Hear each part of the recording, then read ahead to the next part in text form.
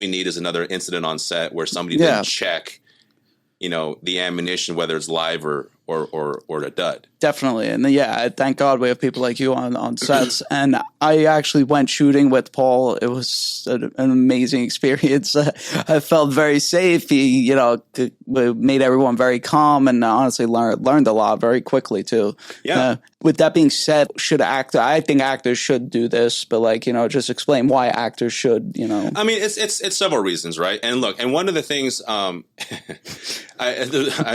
reason I'm giggling is because I know that the whole, term firearms and all that is a very touchy subject, right? Of course, I'm not immune to that, but the worst thing you want is to start believing false information. One, you want to be, the actor's goal is to always bring their performance to life, and in order to do that, you have to be everything, right? If you're for example, Top Gun Maverick, right? Tom Cruise and all Miles those Teller, actors, they went through several weeks of actual training because they wanted them to feel what it felt like. Because you can't.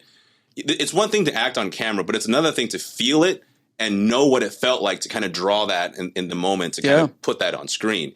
So if you've never held a firearm before, it's going to show on screen. Trust me, I see it all the time. But Paul definitely know. I see it all the time. And one of the things that drives me nuts, and I'll say it right now, is actors having their damn fingers on the triggers. Yeah, dude. It is a clear-cut sign that you have no idea what you're doing. You maybe got 30 seconds of training, if that, before you actually shot the scene. Holding the weapon's another one. Jesus. I can't tell you how many times. It took me a couple courses. Right, but the thing is, certain actors, they're supposed to be playing elite FBI agents, but they're holding a firearm like they just literally grabbed it 5 seconds ago. An actor has to kind of be a chameleon and maybe not know everything about everything, but know a little bit about everything just enough to kind of get that through the screen. So my whole thing was that if you're going to be in an action film, if you're going to play a veteran or a police officer, or heck, even a freaking gangster on screen, there has to be certain things you have to know. Yeah. One of the things I always refer to is the movies of the late 80s and 90s, even to the early 2000s, where they all had their guns pointing up and their fingers on the trigger, and they're kind of going like this, and I'm just like...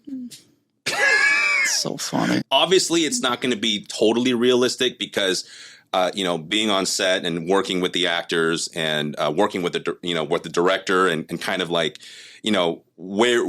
do we go a little realistic and where do we go fantasy, right? Like I think in the last maybe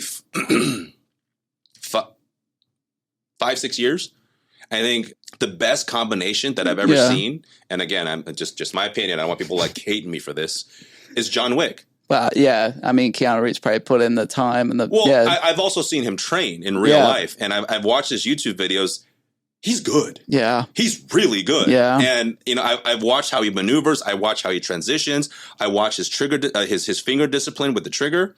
I've watched how he squeezes the trigger. I even go slow motion. I watch how he squeezes the trigger. He's doing everything about as good as I've ever seen. Wow. And it shows in the movie.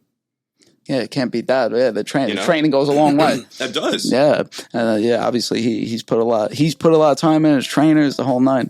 I guess we would feel safe around Keanu Reeves with his. I would. If you know what, if I want a Hollywood actor to save me, it would be Keanu Reeves. That's good to know. Take notes.